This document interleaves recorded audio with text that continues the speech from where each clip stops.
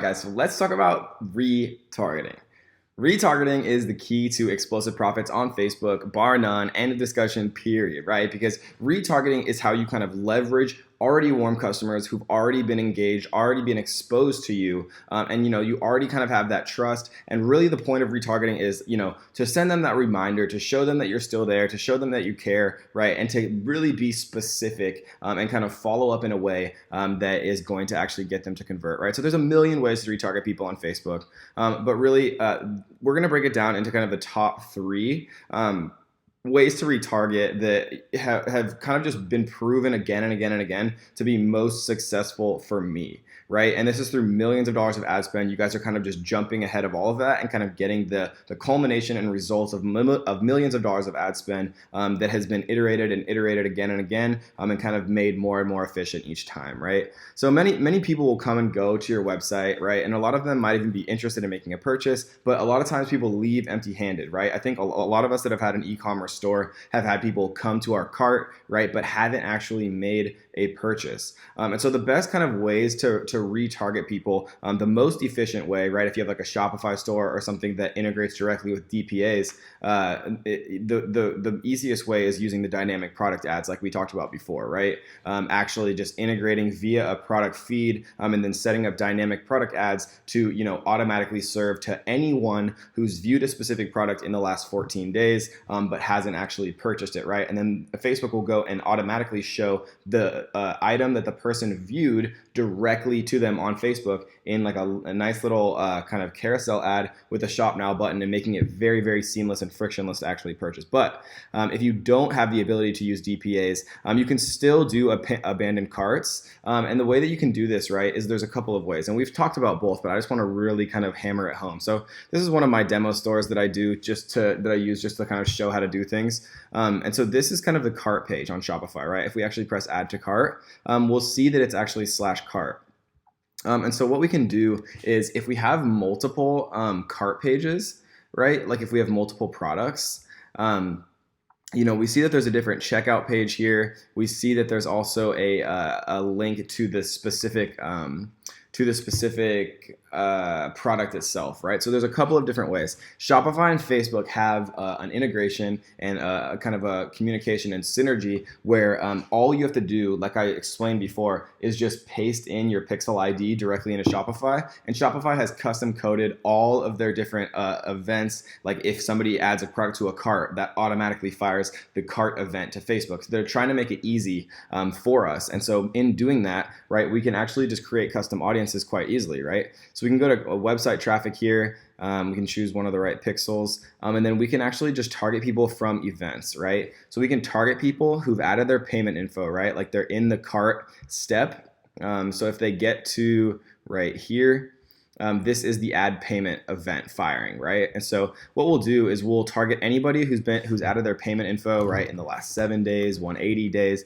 You can do any combination of 1 to 180, and then we're going to exclude people who actually have purchased, right? And the reason that we're doing that is because we're going to target the people who were close to purchasing but haven't quite purchased, right? And if you have multiple or if you have multiple products, then you want to be careful, right? Because somebody could add a product to their cart and then didn't purchase, and then you're showing them an ad for a different product where somebody added to cart and didn't purchase. So if you want to be super specific, you can just go people who visited specific web pages, and then we can just come in here, grab the actual product link, right? So then now we're going to target people who visited this product link, right, but haven't purchased. So now we're only going to show it to people who have specifically visited this product, right? They're looking at this product, and then when we create this custom audience, if we're actually going to set up a retargeting ad, we'd obviously use pictures of this specific product, because the only people who would be shown our ad are people who fit into this custom audience, which means that they must have visited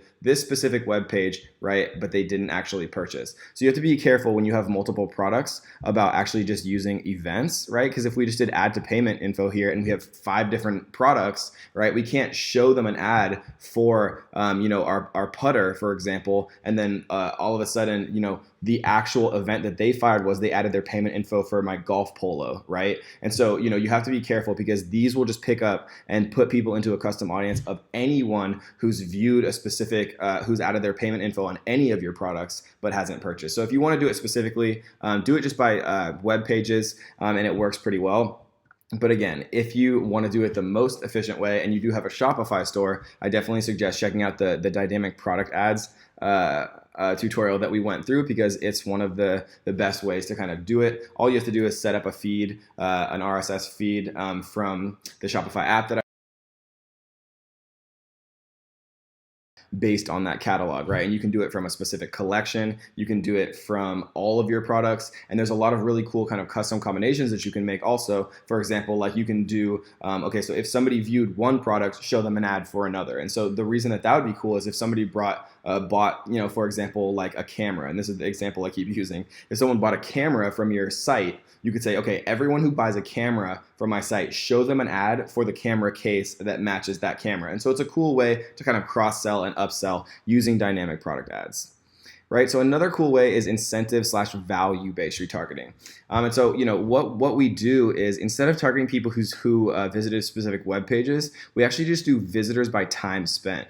And you can do this on whatever page you want, right? Like, for example, if you have a webinar, you can retarget people who watched 25% or more of your webinar, or who watched a specific amount of your webinar. People who are in the top 25 percentile of people who watch your webinar probably watched a lot, because most people who are committed enough to sign up and things like that are probably going to watch at least some. So this is a good way, and you can select specific web pages here. But visitors by time spent really is just like a very good way to kind of judge interest, because there's no better kind of determinant of interest than time spent. Because if somebody's reading what you have to say, or they're scrolling through your entire website and they're really spending more time than anyone else, it's a very, very good way to know that they're very interested in purchasing, which means that retargeting campaigns in this particular segment are extremely profitable, right? So Facebook activity and engagement. So we talked about this briefly, but let's go through some that are kind of a little bit more advanced, right? So whenever I create a video ad or like a boost, a post for my Facebook page, I always create a custom audience of people who viewed 25%, right? And 50%. So let's actually talk about how to do that, right? So if we go to engagement here in video, we can choose people who viewed 25%. Right, and then we can actually pick the video itself right here. We can pick one from this page. We can do this one again, right? And so we can pick this video, and in the past 365 days, we're going to target people who've watched 25%. And we're going to say 25% video view. And the reason that we're doing this when there's multiple guys is, what I like to do is I like to create split tests, right? Always a split test. And I know I'm like beating a dead horse like to literal death by saying that, but if you guys actually get it in your head, then it'll be worth it, right? Because that's the most important part. And then I would do 50%, right? And I would choose the same video, and I would choose the same amount of days, and I would call it 50% video view. And this is like the 100K product Amazon. Right? And I'm not going to do it for all the other ones, but I would do 25%, 50%, 75%, 95%, and then I would run all of them on a split test of the same targeting to see which one was which. And you'd assume that 95% would be the highest conversion, but that's not always the case, guys. And sometimes, unfortunately, we don't have an infinite number of people watching our videos and things like that. And so sometimes choosing 95%, for example, you won't have enough people. And so 25% can work, 50% can work. Even somebody who's watching 25% of your video, that they're very, very interested in what you kind of have to say. Another cool one is the lead form. So if we go back to engagement and lead form here, we can choose kind of to retarget people who did a variety of things related to our form. So lead forms, just as a refresher, are a really cool way to kind of collect email addresses, names, even phone numbers directly in the Facebook app, right? It's very, very seamless and frictionless. They don't have to go to a different website. They feel very comfortable already within the Facebook app. And it's just a great way to kind of collect email leads, names, and phone leads without even leaving the platform in a very, very kind of seamless way. And so we can actually create custom audiences, which is a great benefit that a lot of people don't know about. A lot of people use the lead form and the offer ads just to collect emails, to collect phone numbers, to follow up with these people. But what they don't realize is that a lot of people are kind of slipping through the cracks when they're doing that, right? So let's say you run a lead campaign for 1,000 giveaways of your cheat sheet or whatever, right? And so let's say 1,000 people give you their emails. How many of those people are actually going to buy from you, right? Probably not that many. Even if you're converting at a 10% rate, which would be, absolutely enormous, that would only be 100, right? So most of the time it's around a 1 to 3%. So, 10 to 30 people out of 1,000. But why, if you're going to spend a bunch of money collecting those leads, obviously you're going to make money downstream with email marketing and once you kind of have people in your ecosystem, but why not make money 2 more times, right? So email them downstream, convert some of the people, and then all of the people who actually interacted with your form, right? Who opened it or who opened it but didn't submit, or who opened and submitted, right? I usually just do people who opened this form. So every single person who expressed any interest in your form, you can create a custom audience and then retarget to all of them, right? They're already warm. You already have their emails for the most part, unless they closed the screen and didn't give you their email. But this is a fantastic way to just say opened lead form for Amazon cheat sheet, right? So this is one I've made before. And we obviously choose the form that we created. And so that's just a fantastic way to really capitalize on the expenditure while building an email list, while building kind of a custom audience list for retargeting. And then again, Facebook, right? So actually for a Facebook page. So if we go back to engagement here, we can do a Facebook page. And so we talked about this briefly, guys, but depending on how much traffic you have to your Facebook page, once you kind of get to the level of traffic that I'm at, you can really do any of these, right? Like we sent and received 692,000 messages. And a lot of those were my messenger bot, obviously. There's no way that we could send that many messages kind of manually. But, anyone who visits your page, even if you're just starting out, right? People are going to be visiting your page. They might be interested in your local business. They might be interested in your e-com business, right? They might be checking you out for legitimacy. And so if they are doing that, anyone who visits your page is a great way to target people, right? It's a great way to kind of form a custom audience. You can say, hey, I noticed that you were viewing my page. And then if you say it like that, people are like, oh, wow, how did he know? And it kind of it's a pattern interrupt. And when you interrupt people's patterns, they're much more likely to actually pay attention, even for a fleeting second, which is long enough for it to really make a big impact, right? And my kind of favorite ones are, people who sent a message to your page. And then again,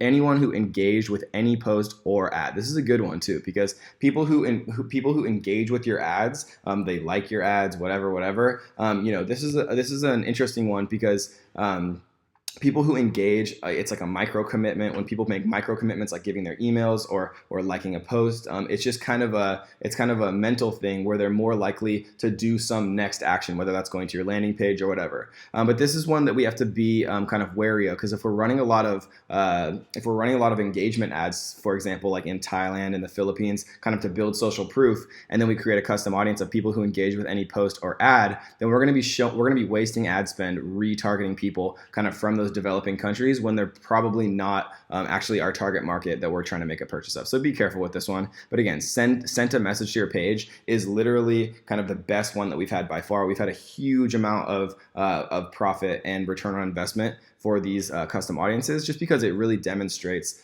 somebody being the most kind of interested that they could be by sending you an actual message, right? So the Instagram business profile we talked about before. So Instagram is obviously a huge kind of platform that should not be ignored. And if you're doing things like for your e-commerce business and you're, kind of repurposing viral content or you're posting, images or content related to your products or services, and you're kind of starting to build your Instagram, a great way to actually monetize that, right? All of your effort is by retargeting people who actually engage with your Instagram. Because how else do you know if someone visits your Instagram, right? If they don't like your stuff, if they don't follow you and they don't send you a message, right? You have no idea. How else could you possibly know that they're just quietly coming and observing your content and then leaving, right? The only way that you can actually kind of reap the benefits of your efforts and your time related to your Instagram page is to create a custom audience of people who have, visited your business profile. If you don't have a lot of traffic, this one, right? Everyone who's engaged with your business is a great one, because it literally means anyone who visits your page, anyone who, engages with your content or ads on your business profile itself, or in their feed. Like if your photo comes up in their feed and they engage with it that way. So this is a fantastic way to kind of, get a little bit of profit and a little bit of reward from all of your efforts related to Instagram, just by targeting everyone who's kind of showed interest. So I normally, guys, I recommend against using the right column placement, and I'll show you what I mean in a second. We've talked about kind of how to target via placements, and I talked about the importance of kind of using the Facebook feeds on both mobile and desktop, as they are by far, no question, the most kind of profitable. But for retargeting and for ultra defined audiences and people who've showed a lot of interest, right? Like they've come to our page, they've interacted with our content, maybe they've liked or sent our page a message, right? Or they've viewed the cart for one of our products. People who've showed, an above average level of interest. If we come down to placements here, and edit placement. So normally we will uncheck where it says right column, right? These are the little ads that appear kind of on the right, and these like little small ones, and they're generally very, very not efficient. They're generally very inefficient, excuse me. But for retargeting, it's actually kind of a cheap little way, right? Like, so here's an example right here. Protect the stuff you love in 90 seconds. So we can actually, it's okay to use right column ads in retargeting. I even suggest when you're creating a retargeting campaign, like for example, let's say that you made a custom audience of people who sent your Facebook page a message. I might create a retargeting ad saying like, hey, like I know that you were looking at our Facebook, or you sent our Facebook page a message. We'd love to like reconnect. And I'd only use the right column. And I wouldn't only do that, guys, but I would make a split test where I disabled everything else and only chose the right column. And sometimes you'll get very, very cheap results from only using the right column when it's specifically ultra targeted audiences for retargeting. So that's just a fun little hack that I kind of use. And kind of one of our biggest secrets, guys, depending on what your product or service is, but one of our biggest like money makers and just an absolutely unbelievably profitable campaign that we run is called the video testimonial carousel. And what a video testimonial carousel, guys, is it's kind of the best way to jam pack a Facebook retargeting ad with social proof. And like we've talked about again and again and again, right? Some of the most important parts of being successful with online businesses is social proof. People want to read reviews of your course, or people want to read reviews about your product. Amazon's popularized that. They've proved that people need to see reviews. They don't want to spend their hard-earned money without hearing from other real people that this stuff is actually going to work. So the people who have more testimonials and the people who have more other people, like normal people saying, Kevin's course changed my life. I was able to leave my job, right? Like all X, Y, and Z, that other people who are considering and on the edge of kind of joining need to hear to kind of feel comfortable kind of taking that risk. It helps a huge amount, guys. And so since we're doing retargeting, guys, we're going to make the assumption that we have a lot of data. If we had no data but we had a bunch of testimonials, I mean, by data, I mean pixel data. If we have pixel data, then we want to run this as conversion, right? Because conversion is going to show our ad to the most number of people who are likely to convert. And I'm not going to fill out all of this, but we are going to optimize for website purchases here. That's very important. And then in the ad section, we see that we can either choose single image, single video, slideshow, collection, but what we're trying to do is carousel, right? A video carousel ad. Create an ad with 2 or more scrollable images or videos. And this, guys, is one of our secret weapons. The video testimonial carousel is so incredibly powerful. It doesn't matter if you're selling a physical product, right? Digital product, high ticket, this works incredibly well as well. And so the video testimonial carousel, where you literally have people, and it doesn't have to be super studio quality, guys. Have somebody with a cell phone being like, wow, Kevin's course, it really was above and beyond. I've taken other courses. It was so fantastic. Like, it really helped me the way the level of depth that he goes in and how he really shares his screen and really shows how to do these things,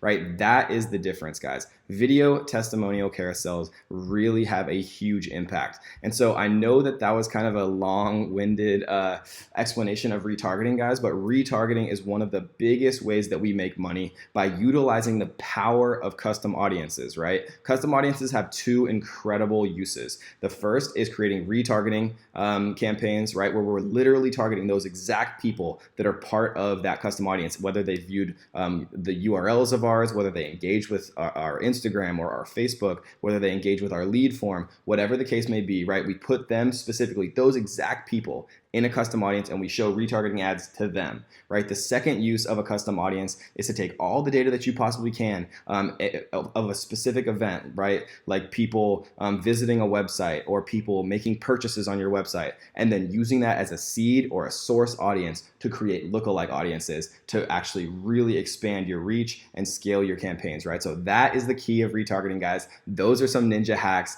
that we've used to generate millions of dollars. So I hope you enjoyed that one, guys, and let's get to the next.